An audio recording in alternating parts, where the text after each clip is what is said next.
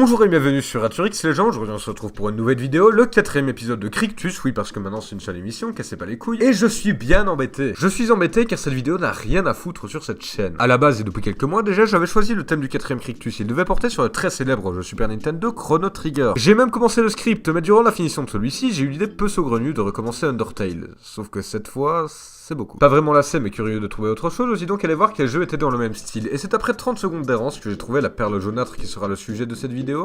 One Shot.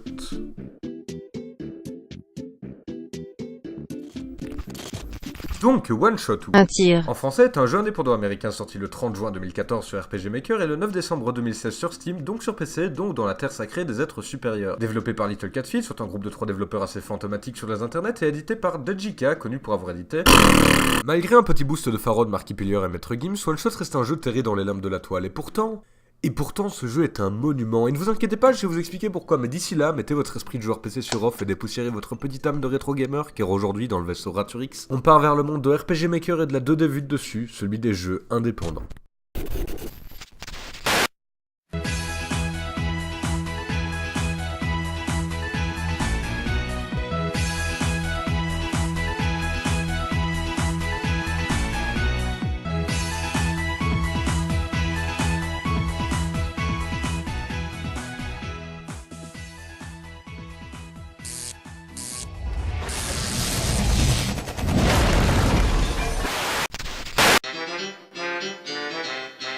Donc étonnamment, le jeu ne commence pas sur un écran de nom de personnage, c'est à peine s'il y a un début, il nous place directement dans l'ambiance du jeu. Du bleu marine, du brun, du noir, bref, One Shot serait le jeu de l'émo par excellence s'il n'y avait pas les yeux du personnage. Personnage dont le design est déjà assez particulier également, sorte de fusion entre un chat, Sherlock Holmes, et un manifestant de Manif pour tous. Après avoir fouillé les deux pièces aussi mortes que le respect dans lesquelles on trouve entre autres une télécommande, je décide de faire approcher mon personnage de la faible lueur bleuâtre qui sort de dehors. Je remarque donc qu'il manque à la télécommande 4 boutons correspondant à 4 chiffres. En les entrant dans un ordinateur qui doit encore fonctionner au charbon, j'arrive à sortir des deux pièces. Je me retrouve donc dans d'autres pièces sombres que j'arrive à éclairer grâce à ma grosse intelligence et surtout grâce à une ampoule trouvée en contrebas. Je quitte donc cette maison bizarre pour me retrouver dans un monde tout aussi bizarre. Après quelques minutes de déambulation, je tombe sur...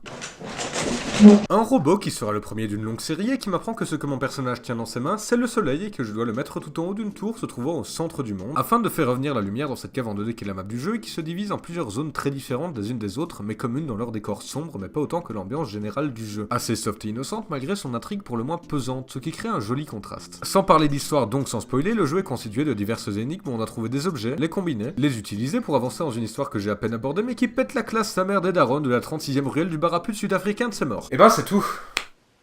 Désolé mais là depuis tout à l'heure j'esquive les gros éléments scénaristiques, mais je vais pas pouvoir faire ça avec les 12 heures qui m'ont pris pour finir le jeu, surtout qu'il nous incite à bien prendre notre temps. Enfin je veux dire pour ceux qui y ont joué, essayez de résumer Doki Doki Literature Club en plus de 2 minutes sans spoiler, c'est impossible. Alors en fait le jeu, vous parlez à des filles de design d'animation japonaise.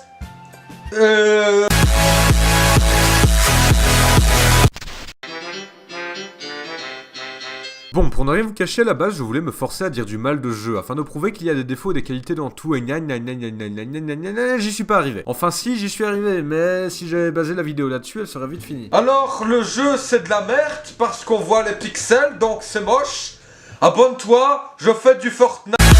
Non, sérieusement, le jeu a quand même une certaine lenteur, sans parler du système de déplacement rapide peu instinctif, quelques incohérences dans le fait que par exemple certains personnages ont leur image qui s'affiche quand ils parlent et pas d'autres, les phases de rêve qui sont certes mignonnes mais moins jolies que le reste du jeu, et on pourrait aussi critiquer le gros brisage du 4ème mur qui pourrait être redondant pour certains après quelques gros succès vidéoludiques qui l'ont aussi utilisé comme fil rouge. Ou encore on pourrait dire que l'introduction à l'histoire n'est pas super originale parce qu'on parle une énième fois de prophétie, de messie, etc. Mais vous savez quoi, je m'en bats les couilles, Life is Strange est lent, Portal est lent, Skyrim est lent, et pourtant c'est 3 jeux cultes qui ont fait mouiller toute une génération de gamers, si bien que pour 2 d'entre eux continuent à sortir des DLC, des suites, des adaptations qui continuent à avoir du succès. N'est-ce pas Portal? Et vous savez ce qu'il y a de bien avec les jeux lents, c'est qu'ils te laissent le temps d'en profiter. Et c'est d'autant plus vrai pour One Shot qui est un jeu où chaque screenshot est un tableau, une œuvre d'art de pixel art. Ce jeu est magnifique et je vise en particulier le design des personnages, diversifié et original. Il suggère le rire, la peur, l'attachement, l'incompréhension. Et quand un jeu est capable de vous faire ce genre d'effet rien qu'avec un petit tas de pixels, c'est quand même qu'il y a un sacré talent derrière. Quant au brisage du 4ème mur, que je ne développerai pas parce que c'est quand même la base de l'intrigue du jeu, c'est comme dire que 2001 est une merde parce qu'il arrive à la fin d'une vague de films de science-fiction. Conclusion, One Shot c'est la colossale cerise sur le gâteau déjà imposant des jeux du syndrome post-Undertale. Et faut vraiment que j'arrête de comparer des trucs à des gâteaux. Le brisage du quatrième mur dans One Shot est pour moi la principale qualité du jeu, car en plus d'être extrêmement bien utilisé de façon totalement logique et cohérente, il t'agrippe dans le jeu et t'immerge tellement que One Shot fait partie de ces univers qu'on ne quitte jamais vraiment. Quant au truc de la prophétie, ça pose problème seulement quand toute l'intrigue repose là-dessus, quand c'est une histoire à la... Tu dois tuer le dragon dans la montagne parce que c'est la prophétie. Mais si vous me dites que la prophétie est le seul ressort scénaristique de One Shot, alors voici une brosse à dents pour vous enlever la merde qu'il y a dans vos yeux. Et là je vous ai pas encore parlé du gameplay original dans le système de craft d'objets et du fait qu'on peut utiliser pas mal de trucs sur pas mal d'autres trucs. Je peux vous parler de musique aussi, parfaitement en accord avec l'ambiance et l'histoire du jeu, qui concerne une lueur d'espoir dans un monde sombre. Ce qui nous amène au ton général du jeu, qui alterne entre les parties dark sans être étouffantes et les ressorts humoristiques qui font le café sans être lourd. Et puis l'histoire, cette putain d'histoire qui te met tellement en PLS cosmique qu'à certains moments tu te demandes littéralement... Attends, c'est légal ça? Vous savez, si je compare beaucoup One Shot à Undertale et que j'en parle à chaque fois que je parle de jeux vidéo, c'est parce que pour moi Undertale est une référence dans le jeu vidéo, qui m'a tellement marqué que je me suis mis à partir à la recherche de jeux qui me procureraient des expériences aussi marquantes. Et même si One Shot comporte une fin qui nous laisse pas mal sur notre fin, en tout cas celle que j'ai eue, on s'en rapproche quand même pas mal. Et je sais que je vais dans le sens de la communauté d'Undertale, composée à 60% de sel et à 80% de fous furieux qui sucent Toby Fox depuis décembre 2015, mais je le pense. Alors, pourquoi je n'ai pas fait de vidéo sur Undertale? C'est pour citer le jeu dans 3 vidéos différentes. Bah déjà parce que la vidéo ferait 3 heures tellement j'en ai des choses à dire. Ensuite parce que ça serait que pour répéter des arguments qu'on peut trouver dans toutes les langues sur les internets, et surtout parce que One Shot est un jeu beaucoup plus intéressant à traiter, car plus ambigu et moins célèbre. Donc, conclusion, pour One Shot, ce sera un solide 90%.